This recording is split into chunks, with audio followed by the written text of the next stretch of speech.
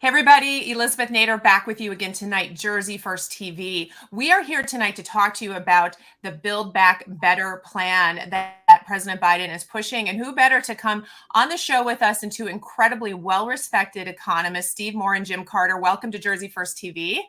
We are so happy to have you guys here. And the point of tonight is to really educate our audience. This bill is confusing. It's large. It keeps changing. Every day, something new is happening with this. And you guys are going to help us understand at a high level what's in it and why we should care and how it affects us. So for those of you watching, many of you have seen both of these individuals before, but Steve and Jim, of course, very well experienced. I couldn't take a whole show and give your bios, but let me just quickly say Steve, fellow at Heritage Foundation, founded Club for Growth, and of course, editorial board at Wall Street Journal, advisor to presidents and presidential candidates, and Jim, government affairs official, 30 years experience. We know as well, former Deputy Assistant Secretary, U.S. Treasury, among other things. So guys, before I get your opinions on all of this, let's watch our president here for a moment. Today, I'm pleased to announce that after months of tough and thoughtful negotiations, I think we have I know we have a historic economic framework. It's a framework that will create millions of jobs, grow the economy, invest in our nation and our people, turn the climate crisis into an opportunity and put us on a path not only to compete, but to win the economic competition for the 21st century against China and every other major country in the world. It's fiscally responsible. It's fully paid for. 17 Nobel Prize winners in economics have said it will lower the inflationary pressures on the economy. And over the next 10 years, it will not add to the deficit at all. It will actually reduce the deficit, according to economists. Okay, so let's start with you, Jim.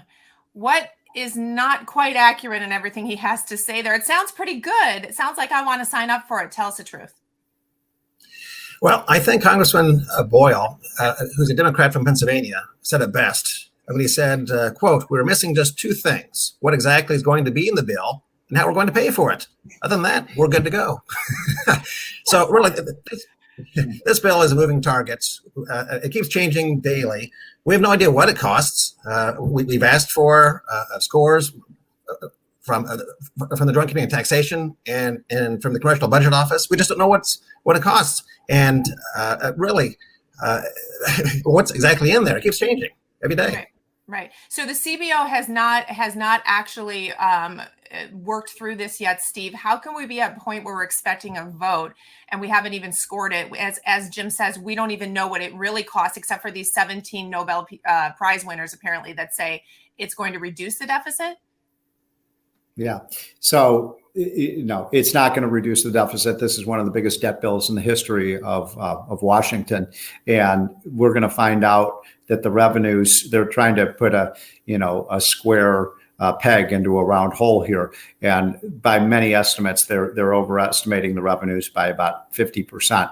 Now, I'm extraordinarily disappointed if Nobel Prize economic winners are saying that massively increasing the size of government, massively increasing the deficit, and massively increasing the amount of money we're printing is going to reduce inflation. I mean, that is a violation of the very basic principles of economics, which say that, as Milton Friedman would say, inflation is just too many dollars chasing too few goods. So I worry that if they were to pass this bill, and incidentally, I don't think it's going to pass. I think all of the momentum is against this now. The American people don't want trillions of dollars of bigger government and more spending and debt. But if it were to pass, I think the inflation problem would get much, much worse. And the 6% inflation we're seeing now could go, I'm old enough to remember the 70s when you had 8, 9, 10% inflation. Every time you went to the store, things cost more. And let's not forget, that's what really caused the earthquake election when Ronald Reagan won a landslide against Jimmy Carter, because the inflation just hurt middle class people every single day. Yeah, and everyone's starting to feel it.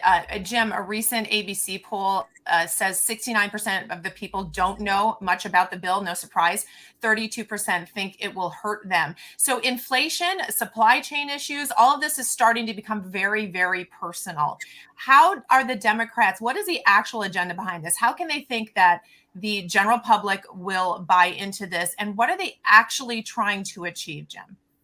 Well, it's a laundry list of every bad idea that the radical left has had. I mean, it literally contains $3 billion for tree equity. What the heck is tree equity? Money for bias training, or money for the IRS. And actually, the good folks at the Nonpartisan Tax Foundation took a look at an earlier iteration of this legislation and found that it would shrink the economy, it would reduce wages, and lead to more than 300,000 lost jobs. Wow. So what is the agenda, Jim? What are they actually, why are they pushing this? I mean, they want to live in a prosperous country as much as you do, I do, and Steve does, we presume. So what is the true agenda? It's a very radical leftist agenda. Bigger government. Bigger government, huge expansion. Huge expansion. So, Steve, I have to ask you this as an economist. When we're in trouble, the economy's in trouble, when we're facing inflation, is the solution more spending? Obviously, the answer to that is no. And in answer to your previous question, I would add to what Jim said to say, when you listen to what Joe Biden says and Nancy Pelosi says about this bill, this isn't Steve Moore interpretation. This is what they say, that they say this is a transformation of America. Now, I would only add the word radical transformation. I kind of like America the way it is right now. I'm not so sure I want to lurch towards socialism. America isn't France. So it's a big moment for the country. I think there's a good chance this bill can be defeated. Jim mentioned one thing that really troubles me. I mean, there's a lot in this bill that troubles me. The assault on American energy, the fact that there's no work for requirements for welfare, the fact that this will blow up our deficit. But the other one that I think is just from a civil libertarian point of view that every American should staunchly oppose is to hire 80,000 new IRS agents, which would double the number of auditors at the IRS and almost double the IRS budget. That means they're going to have an IRS auditor in every one of our living room. I mean, it is outrageous. And of course, that's because they want to go through every bank account and every transaction that you make. That we need to guard our financial privacy against big government. Yeah, right. They want to check now every $600 transaction and above. Jim, I know that you have to jump off the interview. I want you to I'm going to continue with Steve, but I want you to say one last thing to the audience in terms of what they can do about this, what should concern them, and what you believe is going to happen over the next few weeks. Well, I don't see a vote occurring because at least 5 House Democrats have said that they won't vote so long as there's no sense of what this actually costs. But what can we do? Well, I think Will Rogers said it best. He said we can be thankful that we're not getting all the government we're paying for. Yeah, right, exactly. So, That's good. That's good. Jim, thank you so much. We're going to have you back. This thing is ever evolving. Thank you for joining us. I know you have to jump, so I'm going to let you go. Steve, stay with me. Let's talk a little bit more about this in terms of what we're facing as a nation. Right now, as an economist, there seem to be so many things swirling about. What is our biggest issue, and what truly is the solution to that?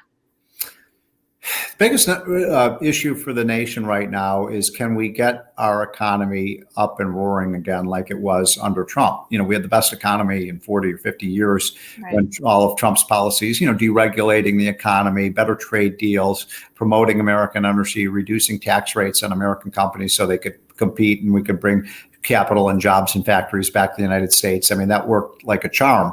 And so how do we recapture that? We obviously suffered, all of us, terribly from the COVID pandemic. Luckily, that's mostly behind us, not entirely, but mostly. We got to put America first. I mean, I think Trump put it really well. Every decision we make in Washington should be about, will this benefit American people? Will it benefit the American economy and American businesses? I mean, right now, as you and I speak, the president's over in Glasgow, trying to negotiate some kind of crazy climate change deal. I mean, there are a lot of problems in the world right now. I'm not so sure climate change is one of the top 10. I mean, it's how do we feed our people? How do we make sure our schools are good? How do we make sure we're breathing clean air and have clean water? How do we make sure that China does not overtake the United States as the global economic leader? All those things are really important. And meanwhile, Joe Biden is decimating our oil and gas industry. He's surrendering our energy independence to countries like Saudi Arabia and Russia. Right. That's just a missed priority. Right. Absolutely. And these are things that, again, affect us all personally. And we want people in New Jersey who are listening to this to understand that this Build Back Better is not what they're promising. Now, supply chain, Steve, this has been a frustrating issue that's growing. We're heading towards a holiday season, and we're going to see more and more challenges there. What is the true issue behind this? Because one of the claims of this bill is that it would fix our supply chain issues. But how can that be? And what is the true cause of them? Well, look, some of it is a result of the fact that we shut down our economy unnecessarily. And I think one of the greatest mistakes our country ever made was during COVID, when, half of the states, including states like New Jersey, shut down their businesses. And we have pretty solid evidence now that those lockdowns did not have an impact on reducing deaths or infections from COVID, but they certainly did destroy the economies of states like New York, New Jersey, Connecticut, my home state of Illinois, California, and other states that stayed open didn't even have nearly the health problems that states that did. So there's some of this is just natural. When you shut everything down, it's hard to start everything up again. But it's been made a lot worse by the fact that businesses are not able to get workers back on the job. And again, that's partly because of fears about COVID, lingering fears, but mostly it's because we've been paying people, upward of $60,000, $70,000, $80,000 a year for staying at home and getting government benefits, food stamps, unemployment insurance, $300 per child per month. That's $900 a month for three child family.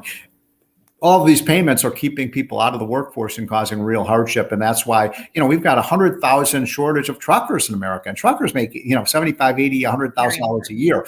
Yeah. All of those things, I think, have contributed to real, supply chain issue where, I'm worried that in the next, number of weeks, we might see, empty shelves. And some places we're already seeing that, at the grocery store, at the hardware store, you might see the gasoline price go up to $5 or $6 a gallon because of the supply constraints.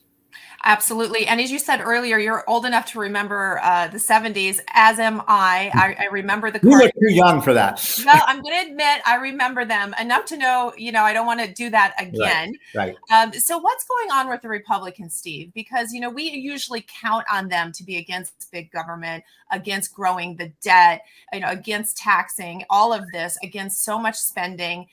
Yes, some of them are speaking up, but is something changing in the Republican Party? And why haven't we really been able to count on them to counter a lot of this? Well, politicians love to spend money, right? They love to play Santa Claus. That's just in their nature. There are some exceptions like the great Rand Paul and Mike Lee and others. But for the most part, they love to be loved. And the way they think they can be loved is by passing out candy and Hershey Kisses to people. So, that's just natural.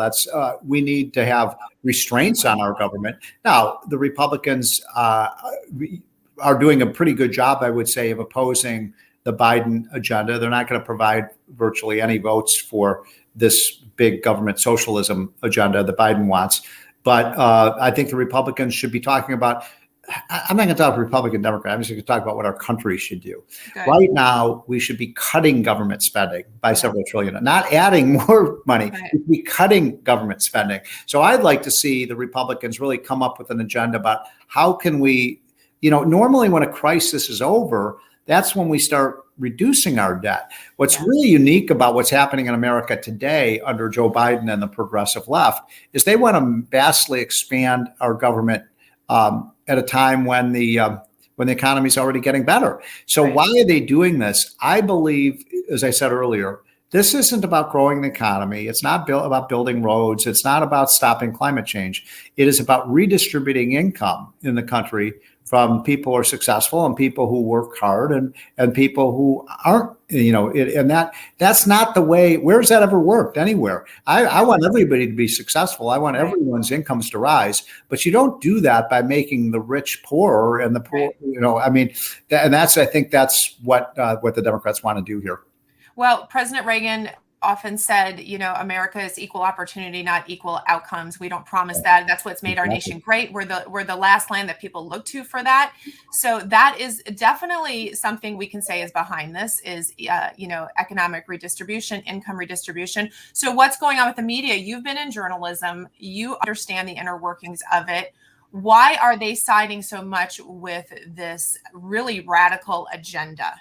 Well, because the media is part of the left. I mean, let's face it. And there are a few exceptions. I worked at the Wall Street Journal, as you mentioned earlier, and that's a great paper. And the news people are left of center, but they're not radical. But I think you look at, the Washington Post, the New York Times, CNN, most of the, political commentaries, they come from the left. But I'll say this, you're there in New Jersey. If you care about helping poor people and lifting them out of poverty, the single most important thing we can do to help low-income families is school choice, is to allow parents to send their kids to good schools and let the dollars, follow the families. And, I've seen good schools in New Jersey and I've seen bad schools in New Jersey. And it is near criminal that we force low-income parents to send their kids to schools that don't work. Those of us in the middle class or the upper income classes, we would never tolerate sending our kids to these abysmal schools. So that would be, I get tired of being lectured by liberals about how they care so much about poor people, but they won't let them out of horrible schools. Yeah, well, now you bring up such an important issue. And of course, the show's not on school choice, but you're right. That can change so many things for people. So that is one solution. Tell us the other things that you would do, Steve. If I could give you the magic wand right now, you're in charge, you're in control. You can decide, right? Based on your experience, your intelligence, what would you do? I'd say a couple of things. I mean, first of all, we should have a Steve Forbes style flat tax. Make it really simple, make it fair, make it understandable, put it on a postcard, make it a, let's say 17 or 18% rate for everybody, but no loopholes. No, it doesn't matter how many lobbyists you have. I mean, does anybody really think that Mark Zuckerberg or Jeff Bezos and Bill Gates are going to pay more taxes under this bill? Come on. They own the tax code. They wrote the damn thing. That's right. So they're going to find ways to avoid paying all these taxes. It's going to fall on you and me. And so how do you get the rich to pay their fair share? Have a flat tax so that, if you make $1 billion, you're going to pay $170 million in taxes. You're going to pay 17% of that or whatever the rate is. And so that would be number one. I think our economy would just explode if we had a flat tax. Number two, we should move towards personal accounts for Social Security. And this, again, if you want to reduce income inequality, if every child back when I started talking about this in the early 1990s, every young person had been given a personal account and put 10 to 12% of this money into just an index fund of stocks, every young person today would be a millionaire. They'd be a millionaire. I mean, think of the lost opportunity here. So I think that would be a big one, especially for minorities to be able to become owners and to own things. And then finally, we just have to get our government under control. The goose that lays the golden eggs in America is the free enterprise system. It's why everybody in the whole world wants to come here, why they're lining up at our border. People say, oh, you're such a racist country. Racist? Why is it brown people, red people, yellow people? Everybody wants to come here because we still are the land of opportunity and we still are the greatest country in the world and we will continue to be so. I think Americans we're going to have a correction. We want, with all due respect to New Jersey, we want America to look more like, Florida and Utah and Tennessee, not New Jersey, which is keep falling and falling and falling. I just hope the people in New Jersey have the courage to change because it's whatever is happening there. And I'm from Illinois, same thing. We've got practically a criminal class of people who are running our state. So we've got to have better leadership. Well, we're not asking you to respect New Jersey. That would be a lot right now.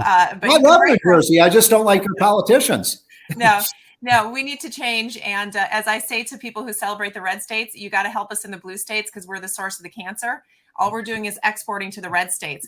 So everything you just mentioned sounds like a great platform for the midterm. So hopefully this will be what a lot of our candidates will run on. It's simple. It's fabulous. It fixes so many issues. So Steve, as we close out, your prediction? Does this bill go anywhere? Well, before we leave, I want to mention, you're familiar with PragerU?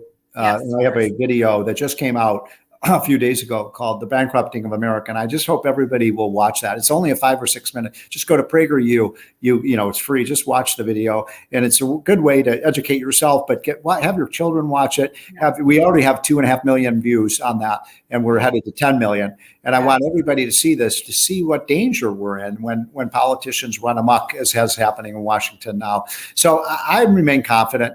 I think Americans, we don't always get it exactly right, but when we see things going wrong, we correct. And I think there will be a big correction, and we'll get back on the pace to a prosperous and free America. And that means, our health. I'm also concerned about our liberties with respect to health, our privacy. I don't want the government telling people I'm in favor of vaccinations. I don't want the government telling you have to get a vaccine. I don't want the government going through my private records. We've got to protect our rights as Americans right now. They're under assault. Everything that we are, the way the founders envisioned this country, is under attack, and no surprise. And we do have a tendency as Americans to swing to the extremes. So I think we're at the extreme right now. Time for us to come back to. Everyone has to swing back. Yes, time to swing back, Steve. So thank you so much for coming on. Make sure everyone listening, go to PragerU and watch that Bankrupting of America. Is that what it's called? That's right. Absolutely. I'm sure it's incredible. Steve, you're so valuable. We will have you back as we continue to educate everybody in this state and try to change this country and get ourselves back to where we're supposed to be as Americans. Steve, thank you so much. Thank you. Have a great evening. To my audience, guys.